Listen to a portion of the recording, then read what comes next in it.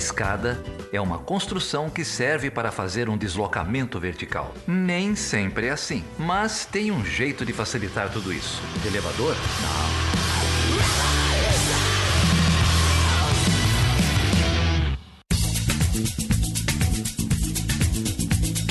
Seja bem-vindo e seja bem-vinda a mais uma edição do Chutando a Escada. O meu nome é Felipe Mendonça. E eu sou o Geraldo Zaran. E hoje, Geraldo, a gente vai sair de um assentamento do MTST, foi o episódio da semana passada, e vamos direto pro chifre da África, é isso? Eu não sei, cara. Eu tô aqui só para gravar a abertura. É isso mesmo. Olha, a gente recebeu aqui o Jonuel Gonçalves. Ele é um pesquisador aí bem engajado nos estudos sobre África em geral, mas também sobre o Atlântico Sul, sobre a relação entre Brasil e África, entre outras coisas. Ele é pesquisador do Núcleo de Estudos Avançados da Universidade Federal Fluminense. E ele vem aqui, Geraldo, falar pra gente sobre a crise que se instalou na Etiópia, lá no chifre da África, que levou aí a alguns conflitos, alguns dias intensos de conflitos com... A gente não sabe exatamente quantas vidas foram ceifadas, né? Alguns dizem 3.000, outros dizem que é um pouco menos que isso, outros dizem que é mais que isso. A gente não tem todas as informações, mas é uma crise que certamente já impactou a vida de muitas pessoas ali, principalmente no norte da Etiópia. A gente tem chamado atenção para essas pautas, né? Falamos alguns episódios atrás de Nagorno-Karabakh. Isso. Tem muito conflito mundo afora que não ganha muita atenção. Os nossos ouvintes até cobraram bastante que a gente falasse do conflito na Etiópia. Agradecemos aí a presença do professor, do pesquisador, para explicar para a gente um pouquinho o que está acontecendo. Eles cobram mais coisa, né? Tem um pessoal que ainda cobra episódios sobre Bielorrússia e tal, mas a gente vai dando o nosso jeito aqui. Não falta tema, infelizmente, né? A Etiópia, entretanto, chama atenção por uma série de razões. Uma delas é que o atual primeiro-ministro da Etiópia, o Abiy Ahmed, ele foi o ganhador, né, do Prêmio Nobel da Paz em 2019. E aí eu até pergunto para o professor Jonuel o que isso significa dentro agora de um conflito relativamente grande dentro da Etiópia, né? Mas a imprensa costuma chamar bastante atenção dessa provável mudança de postura do ganhador do Nobel, que agora se envolve nesse conflito. E o Jonuel, ele é angolano, é isso? O Jonuel, ele é angolano, ele tem vários livros, inclusive, sobre a história e economia de Angola, mas ele está aqui no Brasil já tem bastante tempo, lecionando, inclusive, e desenvolvendo pesquisas sobre o continente africano por aqui. A gente pergunta para ele, na primeira parte do episódio, Geraldo, um pouco sobre essa trajetória.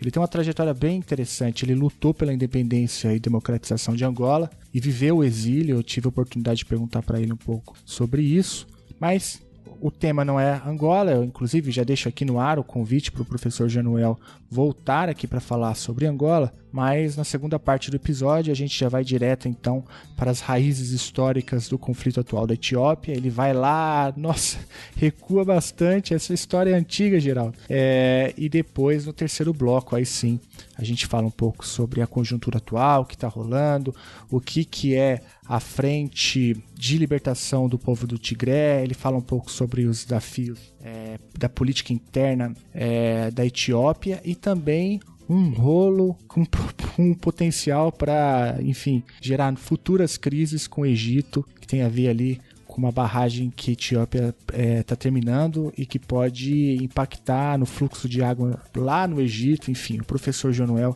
explica tudo pra gente. Recomendo que você fique até o final. Legal, não vamos enrolar muito mais não, mas eu queria fazer uma graça aqui com os nossos apoiadores.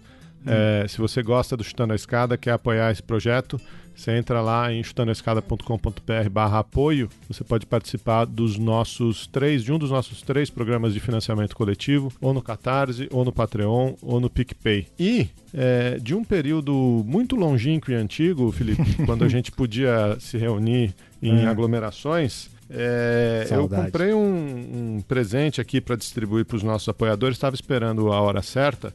É um gibi que veio lá da Perifacom em 2019. Uma história em quadrinho do Gonçalo Júnior e do Fábio Cruz. Conheci o Fábio lá no evento. Uma história da Guerra de Angola. A edição chama Sob os Olhos da Morte, uma história da Guerra de Angola. O roteiro, né, é do Gonçalo Júnior, os desenhos são do Fábio Cruz.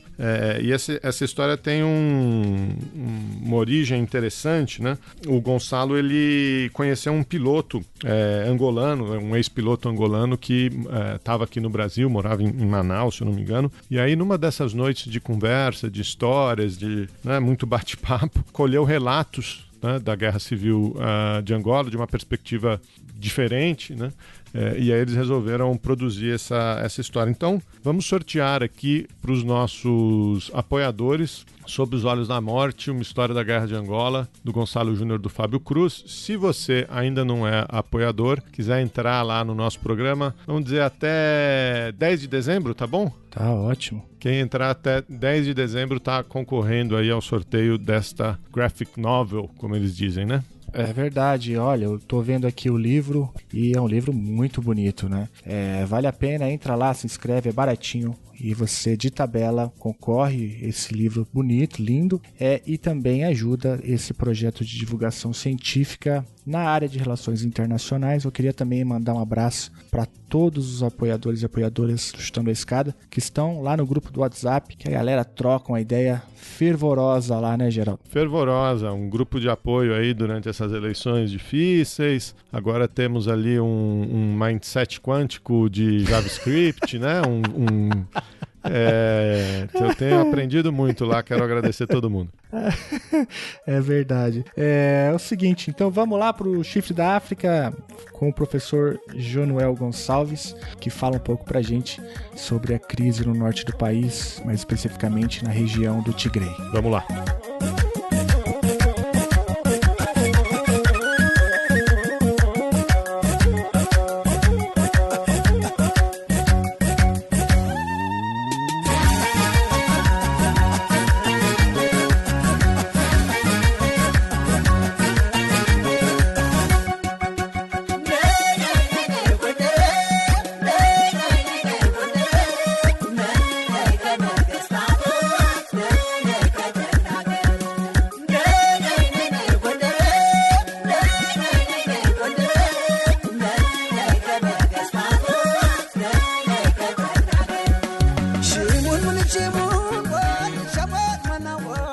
Bom, eu queria, antes de começar, enfim, a tratar do tema mesmo que a gente se dispôs aqui a conversar, que é a crise na Etiópia, perguntar um pouquinho sobre a sua trajetória aí, Jonuel.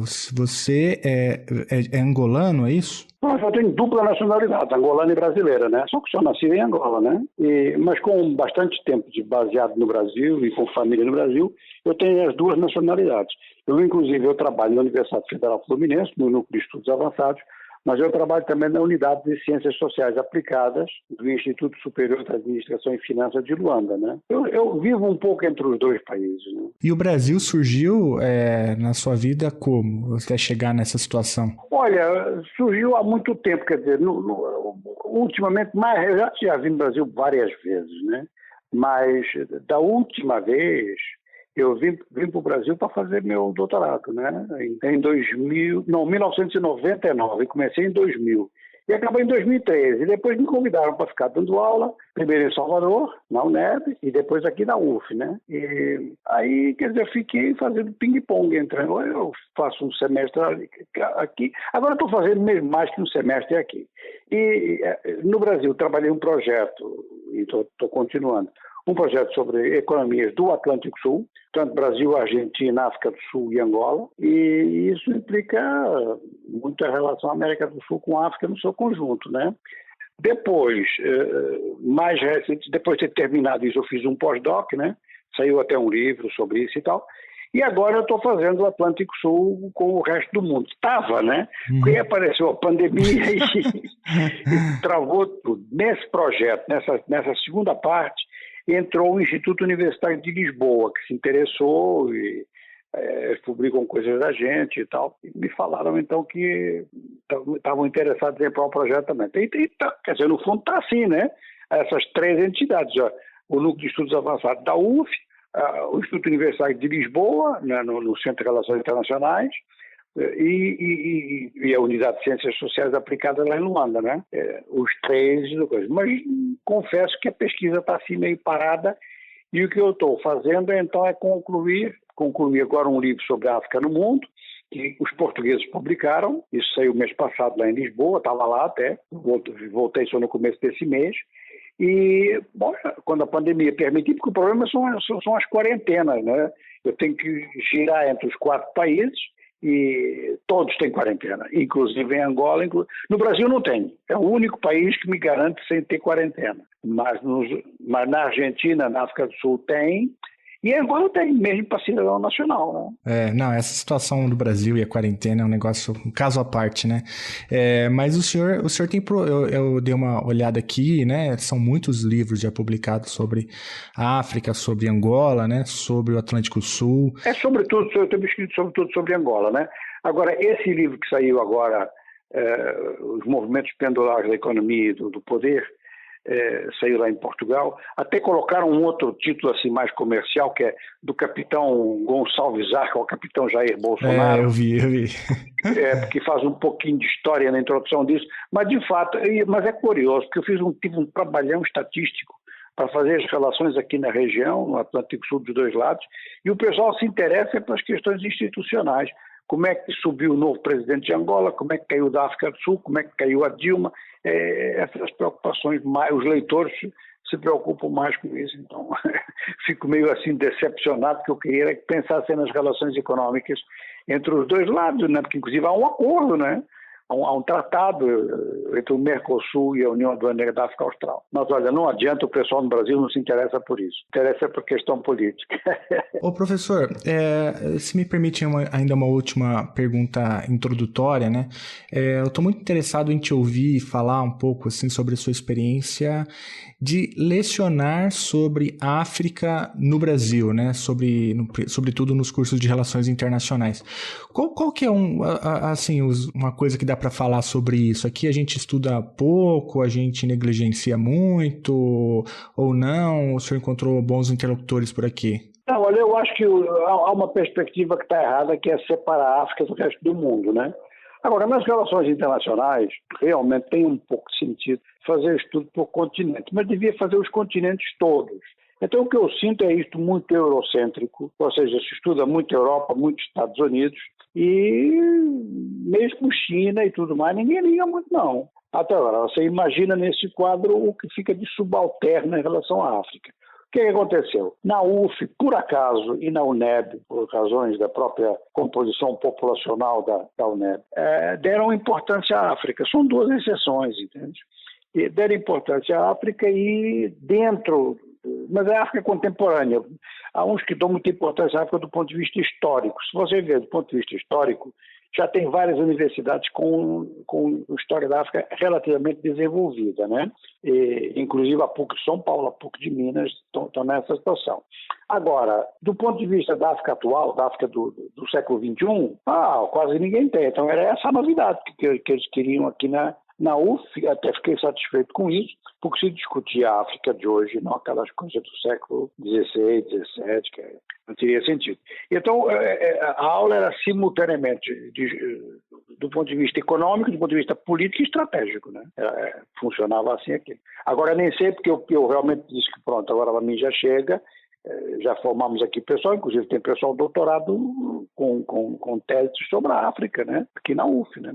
E é curioso que alguns desses doutorados em África, com teses africanos, são militares. Um almirante, que tratou a questão da Angola, Brasil-Namíbia, e um capitão de fragata, que tratou Brasil, Cabo Verde, São Tomé e Príncipe. Esses 2 podem perfeitamente dar aula, não tem problema nenhum. Tem uma menina que é civil, que também pode. A UF tem um acordo através da FGV com a Escola de Comando de Estado-Maior do Exército. Eles também têm um curso para oficiais superiores, onde fazem estudos continentais. Também dou aula lá. Mas essa é uma aula por ano de 10 horas seguidas. E esses indivíduos têm melhor informação que os civis, hein? Vários dos coronéis que foram meus alunos lá, têm sido meus alunos nesses 3 anos, eles tiveram missões na África, né? Então há um corpo crítico dentro, então, das Forças Armadas pensando na África, dessa perspectiva estratégica, penso eu. Mas tem mais informação, inclusive, do cotidiano, né? Que sobre economia tem noções muito vagas, né? Mas você fala com o pessoal e você sente que eles estão entendendo o que você está falando. Não precisa vir assim, muito, muito elementar, que é uma coisa que, por exemplo, nas pós-graduações atrasa imenso. É um atraso imenso. Na graduação também, penso eu. Muito interessante. Enfim, a gente passou muito rápido, né? Eu estava lendo um pouco sobre a sua trajetória, diz lá em algum lugar, né, que o senhor, inclusive, lutou pela independência e democratização de Angola, né? Viveu o exílio, acho que... eu queria... então já que a gente está nesse assunto, dá para falar algumas rápidas palavras sobre isso? Como que é viver o exílio? Assim, um negócio para mim tão distante, né? Olha, viver o exílio não é problema nenhum, quer dizer, é problema no sentido de que você teve que se retirar do teatro de operações, estava muito perseguido e a tua estrutura não aguentava a perseguição do adversário, né? O exílio é sempre isso, né? Agora, o que era mais difícil é a mesma ação clandestina naqueles tempos, né? E depois o exílio se transformou em base de passagem de fronteira, tinha essas coisas todas. Naquela altura, né? Isso já tem muitos anos. Angola está independente faz 40, né? E o seu livro Relatos de Guerra Extrema conta um pouco essa história? Bom, o Relato de Guerra Extrema, essa é outra coisa. O Relato de Guerra Extrema realmente foi imaginado durante a guerra em Angola, durante a guerra pós-independência, já a guerra civil, numa noite perto da fronteira sul, né? E realmente uma situação, aquela noite foi terrível, né? Porque era perto de uma grande represa, uma grande barragem, havia ameaça de explosão da barragem e tal, que isso é um cataclismo, uma coisa terrível, né? E nessa noite eu imaginei escrever algo sobre isso, e sobre isso concretamente. Mas depois, quando comecei a escrever, eu senti que eu daria informações que poderiam conduzir à prisão de pessoas, não sei o quê. Então eu resolvi transformar em romance. E, enquanto estava escrevendo, eu continuei acompanhando, a conjuntura internacional. E então eu resolvi misturar não só... A situação em Angola, inclusive, evoluiu e aquilo se resolveu. O problema, Angola chegou ao processo de paz e Angola deixou de ser o centro do livro, né? O que é que passou a ser o centro do livro foi o genocídio do Ruanda, foram ataques terroristas no Quênia e outros países africanos, né? E um pouco o receio de que isso, com base na experiência do Sahel, receio de que isso se transformasse em regra geral, não só na África, mas em diversos lugares, ou seja, uma guerra total. Que era uma guerra que era baseada no fanatismo, fosse fanatismo político, fosse fanatismo religioso, fanatismo racial. Esses três estão muito presentes nos conflitos africanos do final do século passado, do começo desse. E, no fundo, é um livro que aborda a questão do fanatismo na guerra, até onde é que isso pode levar. Pode levar à destruição de um país, né? Pode levar isso. O Relato de Guerra desse tem uma edição brasileira, né? Tem uma edição na Garamond. Geralmente os meus livros têm edições em Angola, mas tem uns 4 que tem edições aqui.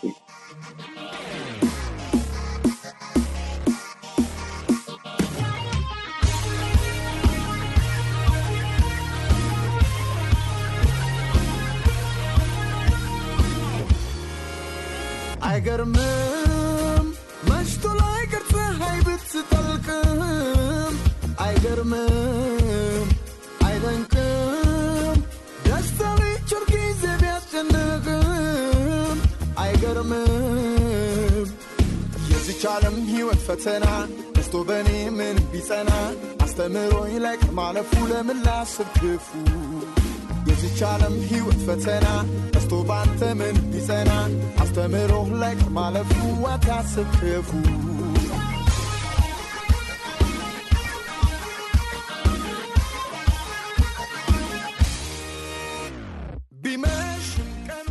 Mas, professor, muito interessante, assim, o senhor é um escritor aí, muito engajado, inclusive, no continente africano. A gente já teve aqui uma boa ideia de porquê, né? Desde o exílio, a luta pela independência de Angola, até a tua trajetória acadêmica, e depois, inclusive, o que fez aqui na Academia Brasileira, tentando, formando pessoas e formando agendas de pesquisa. Dá para ver, inclusive, que um dos frutos é a tua própria atuação dentro do Núcleo de Estudos Avançados da Universidade Federal Fluminense.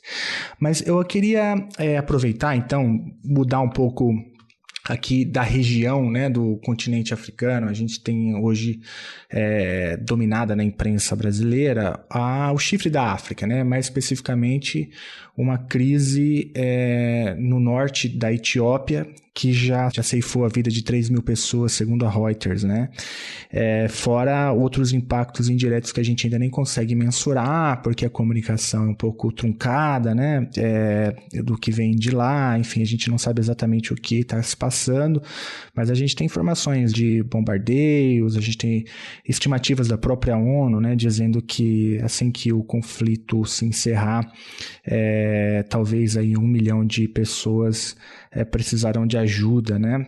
Algum tipo de ajuda para poder seguir com as suas vidas. E então, diante desse cenário aí, eu queria te ouvir um pouco falar sobre ele, né? E para fazer isso, eu queria te perguntar um pouco sobre a história, né, por trás desse conflito. Afinal de contas, né, como que o senhor tem enxergado isso? Quais são as raízes desse conflito entre a Etiópia e a Frente de Libertação do Povo de Tigré? O que está acontecendo lá, professor? Bom, olha, se vamos da história, vamos longe, né? Porque a Etiópia tem 3 mil anos, né? As origens da Etiópia têm 3 mil anos.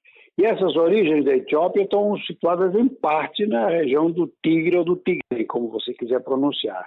Quer dizer, um país que é um dos estados mais antigos do mundo e é o terceiro país que o terceiro estado que adotou o cristianismo, portanto, adotou o cristianismo antes da Europa.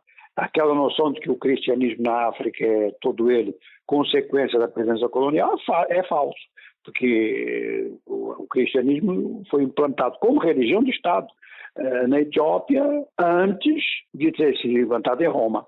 Há uma ligação até bastante grande depois que se notou entre, digamos que, os primeiros elementos da dinastia, de uma das dinastias da Etiópia, ligação ao antigo Estado de Israel, naquela altura. Tanto que isso deixou marca. Os judeus negros são judeus etíopes. Vários deles, inclusive, na década de 70, foram levados para Israel. E existe uma Nova Jerusalém, que é uma cidade até importante da Etiópia, que tem esse nome, quando Jerusalém foi tomada pelos árabes, está vendo o tempo que isso foi tomada pelos árabes, e na Etiópia já havia ligação suficiente para criarem toda uma mitologia em torno disso e declararem que tinham salvo a famosa arca do povo judeu e que essa arca estava lá na Nova Jerusalém. Realmente está lá um instrumento que ninguém sabe de onde é que saiu. Isto tem a ver um pouco com uma mitologia que é parte mitologia e que é parte verdade, que é a relação da famosa rainha de Sabá com o rei Salomão. E o mais antigo imperador com destaque na história da Etiópia, que se chama Menelik I, ficou um nome que, imagine, esse nome ficou 2 mil anos que ninguém podia usar ele. Só quase ao fim de 2 mil anos, já no século XIX, fim do século XIX, é que apareceu o imperador Menelik II. E segundo a história da Etiópia, mas essa é a história oficial, portanto, alguma razão deverá haver, que Menelik é filho de um relacionamento entre essa rainha de Sabá e o rei Salomão. Bom, a gente sabe muito bem que a história está cheia de mitos fundadores. E muitas dessas coisas não são garantidas, mas que houve uma relação qualquer, naquela altura, através do Mar Vermelho, houve. Isso não há dúvida. E a marca ficou, que inclusive Israel reconheceu que os judeus etíopes são os judeus que saíram, pronto, houve uma conversão muito próxima do Antigo Testamento, já naquela uma coisa assim, no começo da própria Etiópia. Então, quer dizer, esses fatos todos criaram dentro da Etiópia um primeiro elemento que é justamente essa tipo de, vamos lá, de cultura, vamos chamar assim, judeu-cristã. E dentro disso, uma certa diversidade. A primeira diversidade é que o cristianismo na Etiópia é um cristianismo de rito oriental, ou seja, que está ligado ao chamado Papa de Alexandria, e tem muita ligação com o Papa de Alexandria. E quando houve a cisão Oriente-Ocidente, a Etiópia ficou junto com os egípcios e fizeram a parte. Agora, isto começou dentro da classe dirigente do antigo, do primeiro, do inicial império, que pegava praticamente a norte da Addis Abeba. A Addis Abeba nem fazia parte naquela altura. E entrava um pouco no Tigre e entrava até na atual Eritreia. Ora, esta diversidade que isto implicou, que era inicialmente religiosa, e depois com os isolamentos e com as guerras foi ganhando características culturais, se acrescentou ao fato de que os países à volta foram se convertendo ao Islã, foram se convertendo à religião islâmica, e da mesma forma, né, que foi o cristianismo na Etiópia, quer dizer, através da conversão das classes dirigentes. E no chifre da África é muito importante o papel da Somália, porque é a partir da Somália que vão para o interior. Ora, a situação ficou difícil nesse processo de conversão ao Islã, porque a Etiópia resistia como fortaleza cristã na área. E isso é de tal forma que no século XVI, os portugueses, quando estão trabalhando para chegar na Índia, aquilo não foi exatamente como Portugal conta, nem como se conta no mundo, né?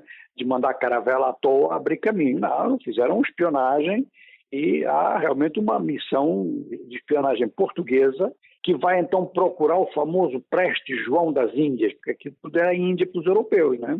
Era uma informação que havia na Europa de que no Oriente havia um reino cristão. E era então importante falar com ele para ver se ele dava informações para chegarem na Índia. O objetivo era esse, né? Mas só para você ver que nessa altura já havia um Estado cristão na Etiópia que dava reconhecimento internacional. Ora, esse Estado era basicamente o que é hoje a região do Tigre e a região do Oromo. Esse elemento é importante, que a partir daí a história da Etiópia começa a ser construída de outra forma. É que há um grupo que se define como grupo amárico, iam se constituindo comunidades que iam sendo ligadas mais ou menos pela força ao imperador e ao mesmo tempo serviam como força mobilizada para resistir a alguns ataques nas fronteiras, ataques que vinham então dos muçulmanos, uns ataques imaginados, outros reais. E o fato é que a própria Etiópia foi se desenvolvendo dentro deste mosaico e os imperadores eram sempre, do grupo amárico, e se instalaram uma nova capital em Addis Abeba, que significa a colina da primavera, que era uma cidade situada num planalto, né? Inclusive você sente muito frio até hoje na Etiópia. E o símbolo principal da Etiópia durante muito tempo, mas que ainda só dá pouco tempo para cá é que saiu da bandeira, porque teve séculos na bandeira, era o leão de Judá, mais uma demonstração de ligação que havia com a Palestina. O leão de Judá, que saiu da bandeira, e saiu, já vamos ver como é que saiu, mas o fato é que um dos grandes monumentos do centro de Addis Abeba é o Leão de Judá. Está lá até hoje. Está lá até hoje, até foi refeito, e enfim, é uma referência, até um ponto de indicação no centro de Addis Abeba.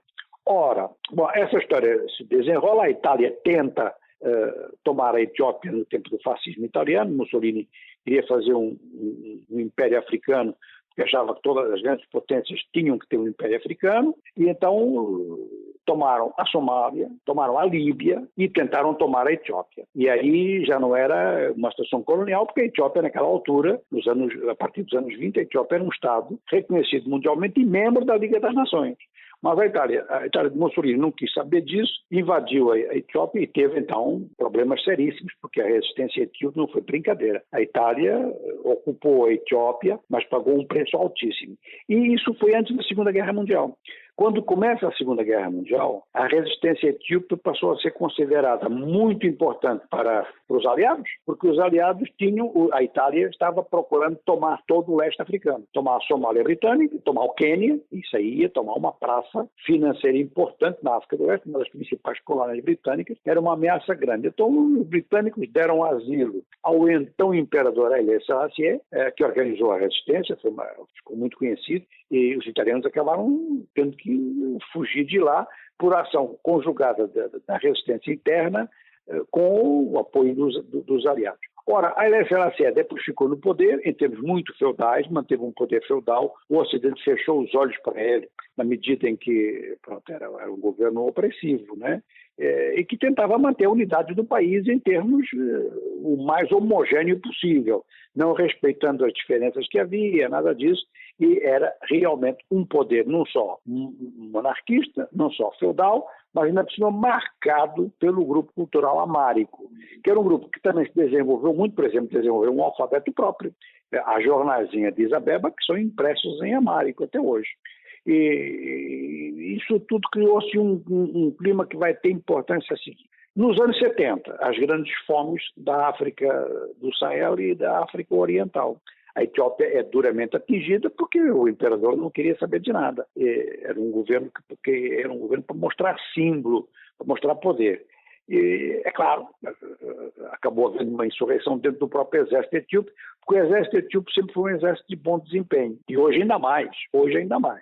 Porque a partir do momento em que começou o terrorismo na África Oriental, os ocidentais entenderam que estava ali um exército com muita experiência, os 3 mil anos de Estado, mas depois a forma como os combatentes etíopes se comportaram durante a Segunda Guerra Mundial levou tanto ingleses quanto americanos a equipar o país, treinar o exército e fazer um exército que funciona, não precisa de intervenção ocidental ali. É o exército etíope que faz isso. Ora, o exército etíope mantinha um pouco de ordem na área em relação ao Sudão, em relação à Somália, com o Quênia não era preciso, porque de um outro dispositivo, mas com as grandes fomes e com a grande contestação contra o regime monarquista, houve um golpe de Estado nos anos 70, no 75, em que o exército tomou o poder, 2 alas dentro do exército.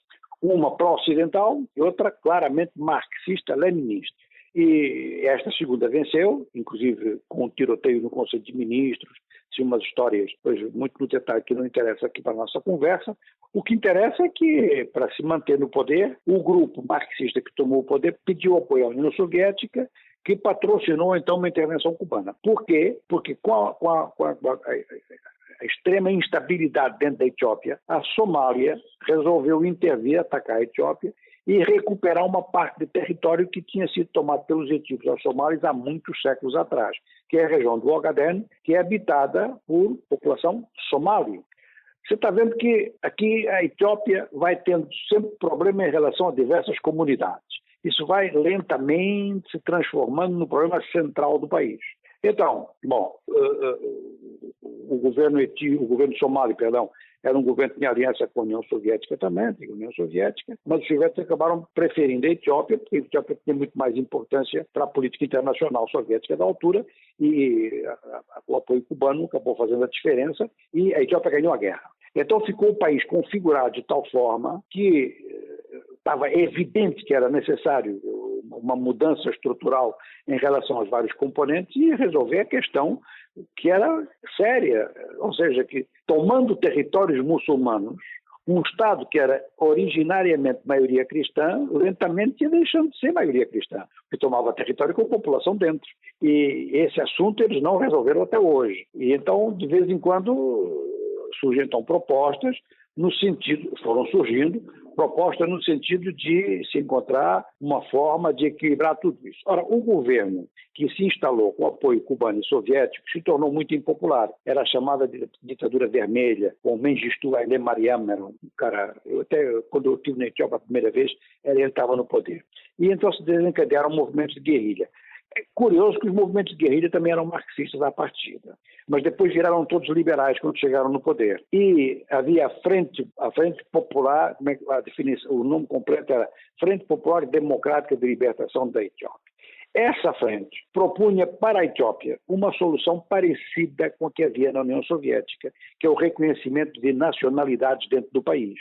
Então a Etiópia, é curioso, tal como a Bolívia, né? A Etiópia é oficialmente um Estado multinacional. Quer dizer que você só é nacional etíope no exterior, dentro não é. Dentro você é tigreino, orômico, amárico e tudo mais. Mas a cidadania dessas nacionalidades é a mesma. Então não sei se você está vendo como é que é a concepção, né? Uma cidadania correspondente a várias nacionalidades internas. Essas nacionalidades internas foram definidas com base territorial, praticamente todas elas têm território, e com, em princípio, a autonomia, mais autonomia do que os estados de uma federação como o Brasil ou os Estados Unidos. Só que isso nunca foi respeitado. Nunca foi respeitado, mesmo quando os rebeldes tomaram o poder e derrubaram o antigo regime marxista. Nessa altura eles não se diziam marxistas também, mas mudaram rapidamente e se preocuparam muito com este aspecto. Ora, a maior parte das forças rebeldes eram tigreínas. E, inclusive, o primeiro-ministro da altura era o primeiro que foi logo nomeado a seguir à queda da tal ditadura vermelha, era um tigreíno. E ele insistia bastante na necessidade de fazer uma composição nacional, uma composição federal, baseada nas nacionalidades, mas com muito autoritarismo. Isso acaba sempre por dar problema, porque teoricamente a Constituição da Etiópia é uma coisa, mas na prática o governo federal intervém em tudo. E dessa vez, então, quando esse primeiro-ministro morreu, que era o Meles Zenawi, quando ele morreu, ele é substituído por um outro primeiro-ministro que ficou muito pouco tempo, e pela primeira vez a Etiópia nomeou um primeiro-ministro, que é o atual Ahmed, que é de origem muçulmana, pelo menos em parte.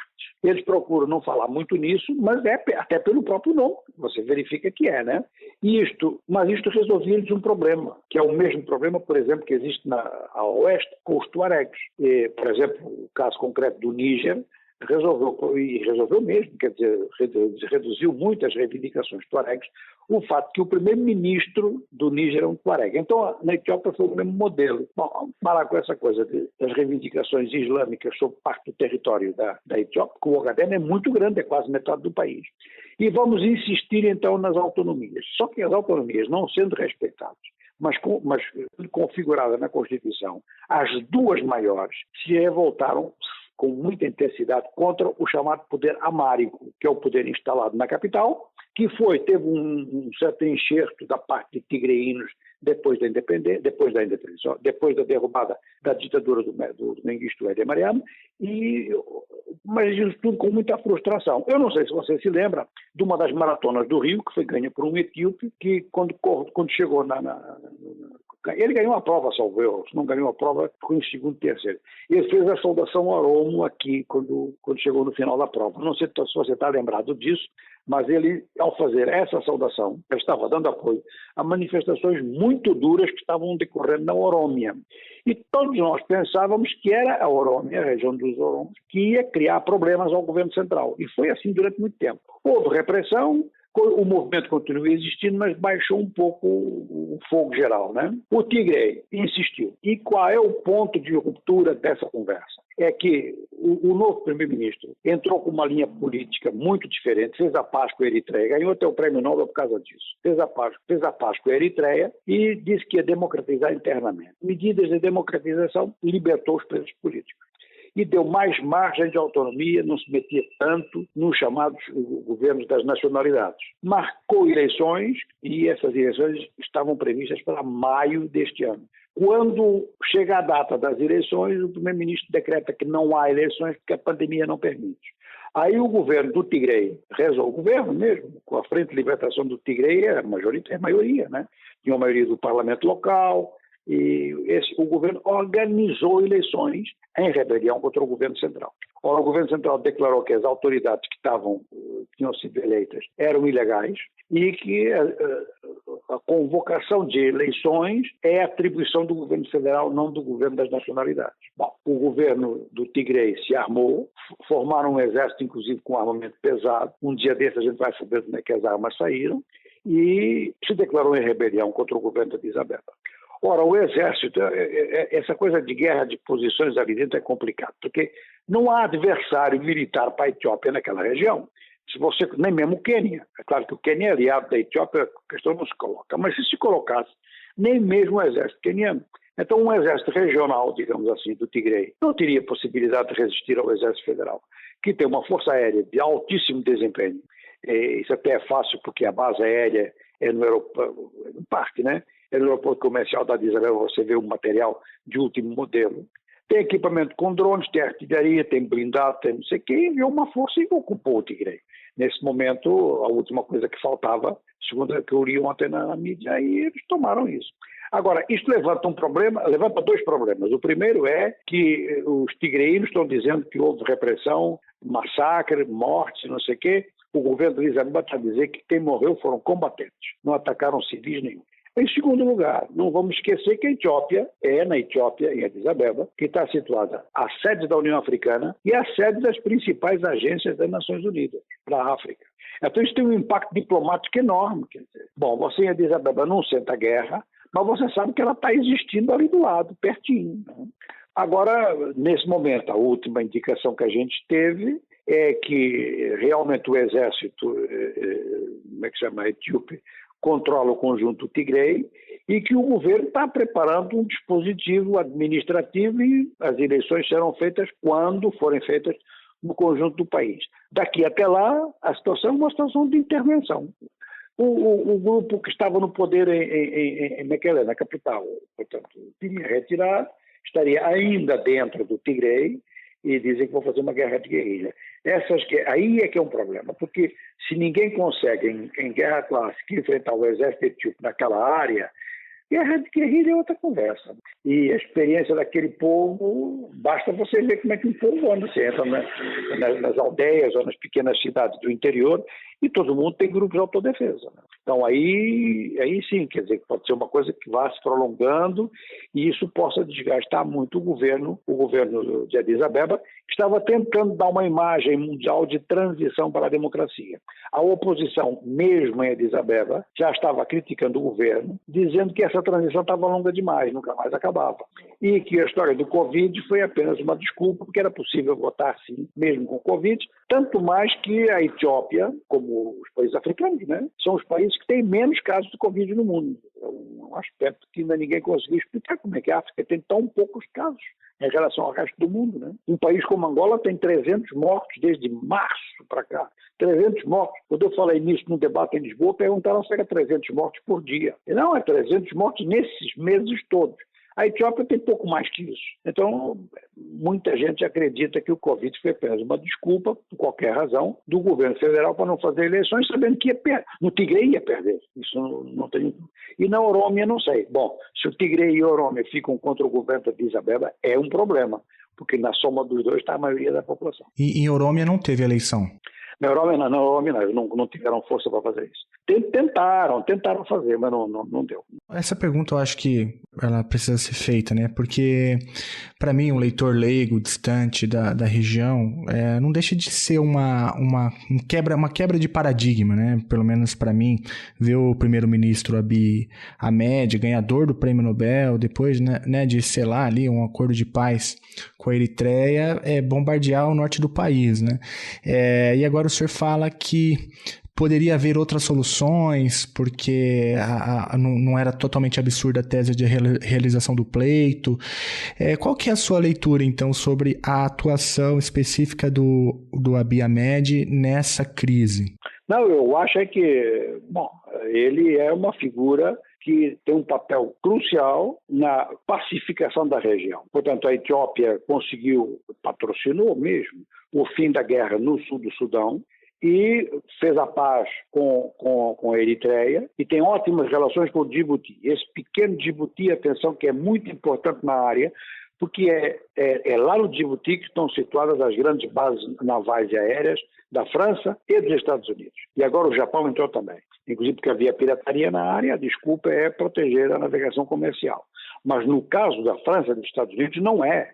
É para vigiar o acesso pelo sul ao Mar Vermelho, o acesso pelo Estreito de Bab el-Mandeb, que está ali perto. Antes do Abiy Ahmed, como que era a relação com o Djibouti? A relação com Djibouti era boa, mas Djibouti desconfiava muito da solidez daquele governo na Etiópia. Passou a acreditar. Inclusive, o Djibouti, aliás, você nota logo isso em Addis Abeba, a estrada de ferro, o porto de mar que é utilizado pela Etiópia é o porto de Djibouti.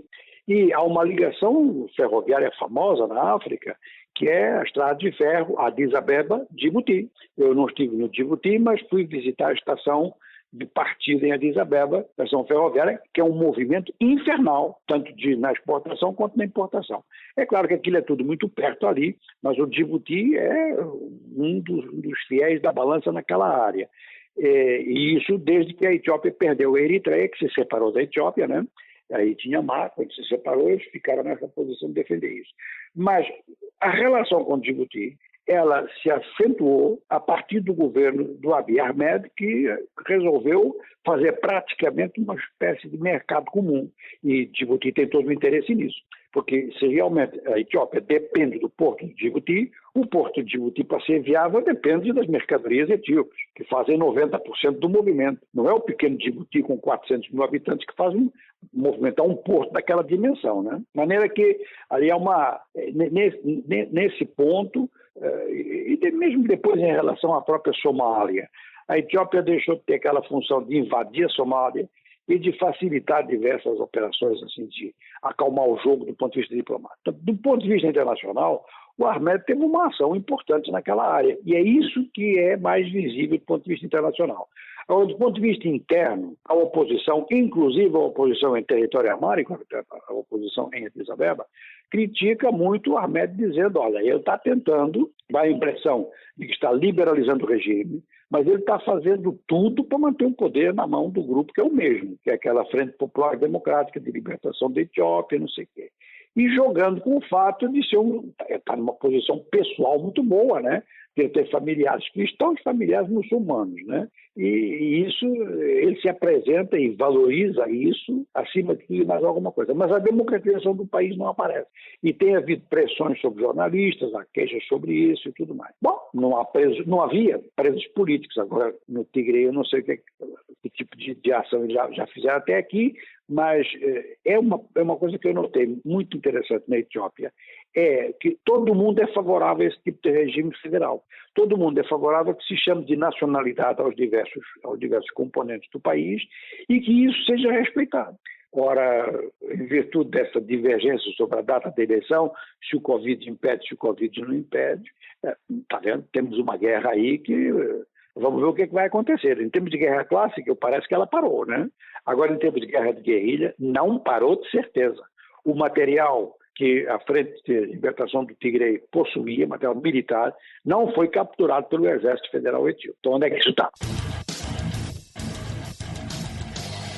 O Chutando a Escada conta com apoio financeiro dos seus ouvintes. Para saber mais, acesse chutandoaescada.com.br/apoio.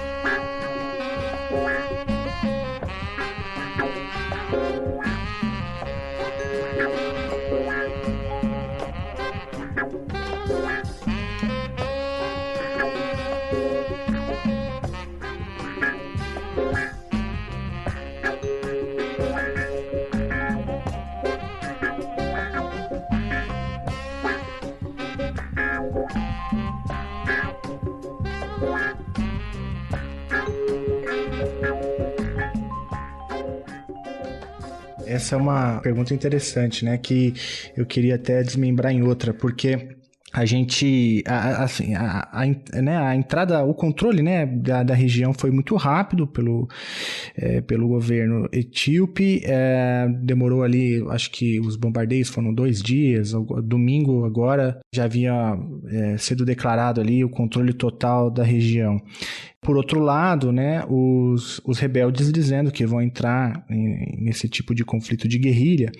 E a pergunta é essa, né? Como que primeiro entrou as armas ali e qual é a sua leitura aí disso, assim, de como que as armas estão, enfim, quais são as capacidades reais, assim, de resistência dos combatentes de Tigray? Olha, eu presumo que com tanta guerra que teve a Etiópia, não é impossível que o governo regional do Tigray tivesse informação em via de contato com o mercado paralelo, vamos chamar assim, de armamento. Onde circula armamento muito importante. O primeiro ponto. Portanto, não é impossível que o abastecimento tenha sido feito dessa forma. E como a Frente de Libertação do Tigray estava no poder na região, naturalmente que dispunha de aeroportos, dispunha de todos os meios para receber até abertamente o material, abertamente do ponto de vista deles, né? Não estavam informando a desaberto. Esse é o primeiro ponto. O outro aspecto é que o governo da Etiópia suspeita do Egito e suspeita até do Sudão. Por quê? Porque a Etiópia, finalmente, ao fim de aquilo houve problemas de mais de um século da utilização das águas do rio Nilo. E tanto o Nilo Branco quanto o Nilo Azul, que confluem para o Grande Nilo ali mesmo, ali perto. A partir dali começam a confluir e vão se juntar. O Nilo mesmo é como o Amazonas, né? É produto de dois rios. O Amazonas é do Rio Negro e Solimões, e ali é do Rio Branco e do Nilo Branco e do Nilo Azul. Ora, no Nilo Azul, que tem o caudal maior, a Etiópia finalmente resolveu fazer uma super barragem, que chama Barragem do Renascimento Etíope. Porque a economia etíope se desenvolveu muito nos últimos anos. Houve muito apoio internacional e essa promessa do armamento também funcionou no sentido de dizer, bom, o governo vai ficar mais decente, menos repressivo, e então o país começou a fazer média indústria, determinados produtos agrícolas começaram a ganhar sistematização e o governo considera que os planos de desenvolvimento obrigam a Etiópia a ter um esquema hidrelétrico de altíssimo desempenho. Fizeram uma barragem no Nilo. Ora, tradicionalmente, a partir justamente, não no Uganda, o Nilo nasce no Uganda, mas não é no Uganda, é a partir mesmo da Etiópia que desde o século XIX, há uma conversa entre a Etiópia, o Sudão e o Egito pelo caudal das águas do Nilo. E nos anos 50, isso tornou-se mais patente quando, no Egito, o então presidente Nasser fez a barragem de Assuã, que é uma barragem também monumental, né? A África está cheia de super barragens. Né? Ora, eles estão dizendo, tanto os sudaneses quanto os egípcios, que a barragem etíope vai fazer uma retenção de água que vai diminuir o caudal para eles dois. E que o Egito já falou, isso é causa de guerra, que vocês vão secar o Nilo. O governo etíope disse que não é verdade, que a parte do Nilo está dentro da Etiópia, a Etiópia é soberana, e que o que continua ao longo do rio é suficiente para o Sudão e para o Egito. Olha, para você ver, essa questão é tão importante que até o Donald Trump se meteu a mediador entre eles, porque esse é um fator de guerra entre três aliados dos Estados Unidos. E o governo do Egito, que militarmente, pronto, é o único exército que pode se enfrentar com o da Etiópia ali. Tem havido negociações que têm sido feitas com mediação americana, depois mediação da União Africana. Não tem funcionado, está em conflito. Mas a obra já começou, professor? Está muito adiantada, a obra está adiantadíssima, está quase operativa, está quase acabada até, está quase acabada. E é justamente no momento em que vão encher a represa que o governo do Sudão e o governo do Egito dizem essa represa é grande demais, vai nos levantar problemas. Ora, que ainda por cima aconteceu ali na região uma coisa que foi a favor do governo da Etiópia, é que teve chuvas homéricas em toda a área e o caudal do rio até causou inundações na capital do Sudão. Khartoum e Omdurman tiveram embaixo de água. Então o governo da Etiópia fazia ironia, dizendo, vocês estão se queixando de quê? Estão se queixando das inundações, das enchentes, estão se queixando da falta de água? Olha a água aí. É claro que tanto os sudaneses quanto os egípcios falaram que isso é uma coisa pontual e aquela obra é uma das mais... Bom, só para você ter uma ideia, a construção da barragem, ela sozinha fez subir em 2% o produto interno bruto da Etiópia, que aquilo é realmente uma obra de uma envergadura tal que o que se despende ali num PIB que era relativamente pequeno, pesou, né? Ora, os etíopes estão dizendo que é uma questão de soberania e os outros estão dizendo que é uma questão de coordenação. Vários rios africanos têm esse problema. Como eu disse, eu trabalhei um dos rios africanos em comparação com o rio Uruguai. trabalhei um dos rios africanos, que são rios de fronteira, e tive que estudar várias outras situações de acordos sobre os rios todos, Rio Congo, Rio Níger, Rio Senegal, Rio Zambeze. Tudo isso tem que haver acordo entre os países desses rios. E realmente funciona, é uma tradição africana. Bom, no caso do Nilo, isso pifou, isso furou. Ora, o Egito diz que é uma situação de agressividade e não sei o quê. No ponto mais duro da discussão, em que havia já impasse, ruptura e tudo mais, rebenta a crise do Tigre. Claro que o governo da Addis Abeba está dizendo que o Egito está incitando isso. O Egito conversou com as autoridades do Tigre. Mas não dá prova nenhuma. Sim. Falou por falar, né? Mas chegou a fazer essa fala, né? Fala. A Addis Abeba dizem mesmo, é o Egito e o Sudão que estão facilitando. Ora, essa fala, ela pode, eu não sei se o Ahmed tem muito interesse nisso, mas determinados grupos da liderança amárica da Etiópia têm interesse nisso porque estão acusando dois países de maioria muçulmana. E então funciona para propaganda, não sei o quê. Ele prova não tem, né? Eu não sei se o Egito... Olha, o Sudão não deve ter meios nenhums para ajudar a rebelião nenhuma. O que o Sudão não quer é que o Sudão está se democratizando agora. Derrubou aquele presidente antigo que estava lá. Tem um governo de transição por 3 anos, com um primeiro-ministro, um cara muito correto, que inclusive viveu em Addis Abeba há muito tempo, trabalhou na União Africana. É um cara voltado para os problemas internos do Sudão, que aqui está tudo num estado que... Pronto, quer dizer, o cara que esteve lá deixou aquilo tudo arrebentado.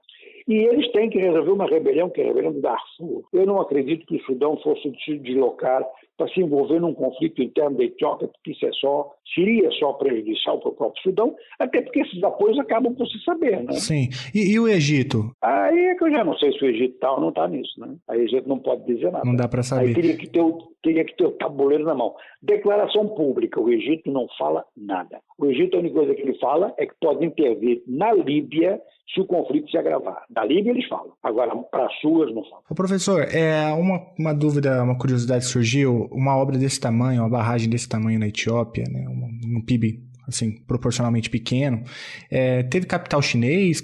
Quem que está investindo nesse negócio? Não, são os ocidentais. É um grupo, olha, eu tenho até a impressão que o grupo é italiano, porque ali ficaram algumas relações do tempo da ocupação italiana, a Itália pagou umas indenizações, procurou manter boa relação.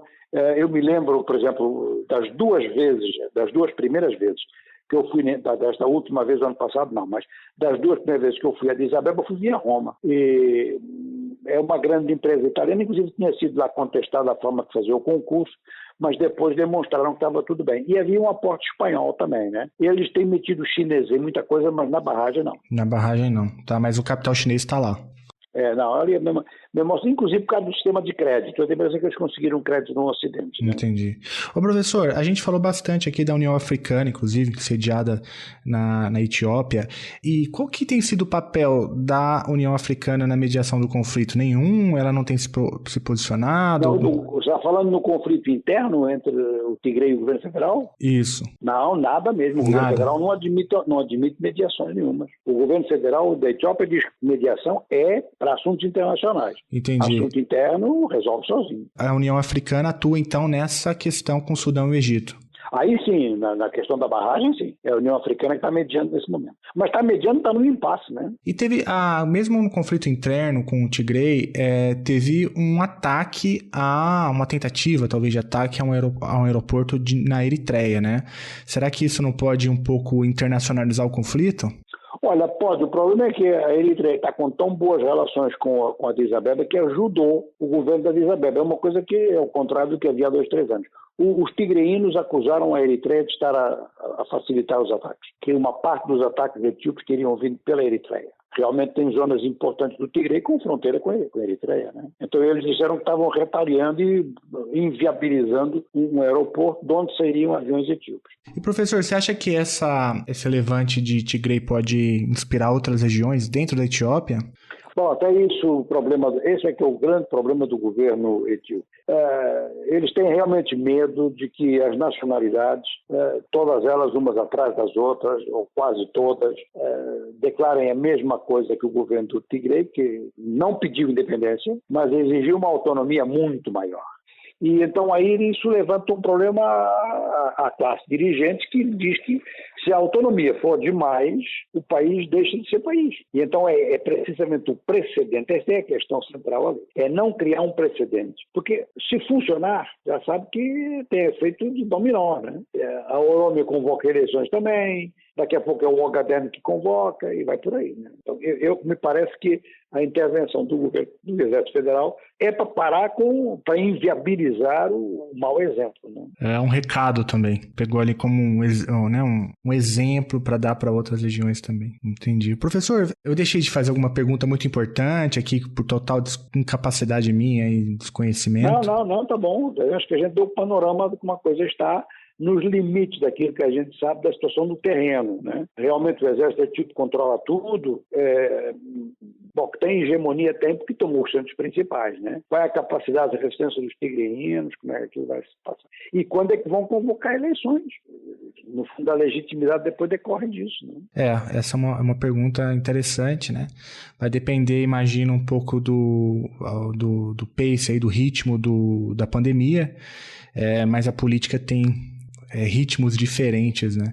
É do ritmo da pandemia. A oposição em Addis Abeba, mesmo a oposição do grupo amárico, a maior parte dos dirigentes da oposição são de etnia amárica. Olha, eles estão dizendo que o governo fez tudo isso porque está com medo de perder a eleição. E que, no fundo, foi isso que desencadeou tudo isso.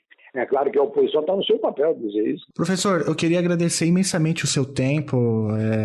Foi muito interessante te ouvir, desde ali sua trajetória pessoal, mas também a longa história aí por trás desse conflito que a gente está vendo agora e um pouco as perspectivas aí presentes para o governo etíope.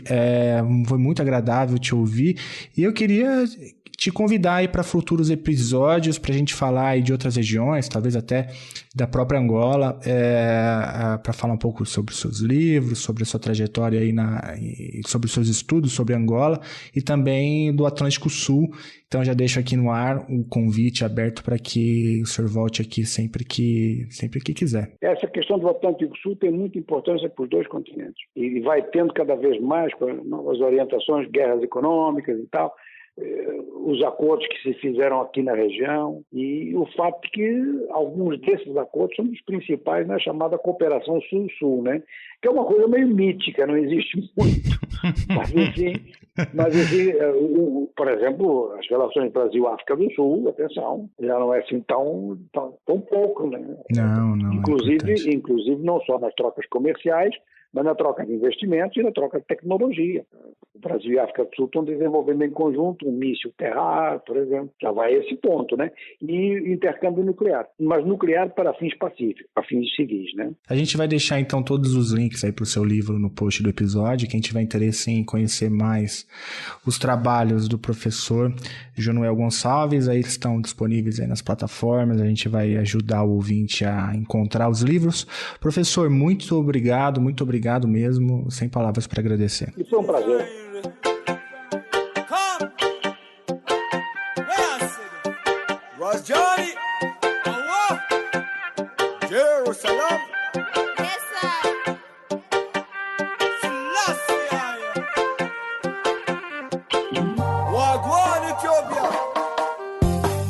From Dubai for the love of Ethiopia, a pretty land shines to Africa, the vibe, the people, something is magical. Ethiopia is a reggae capital. I pray, yes, I wanna visit ya. I pray, major blessed ya. No way, not gonna leave it now. Day after day, I can't believe it now.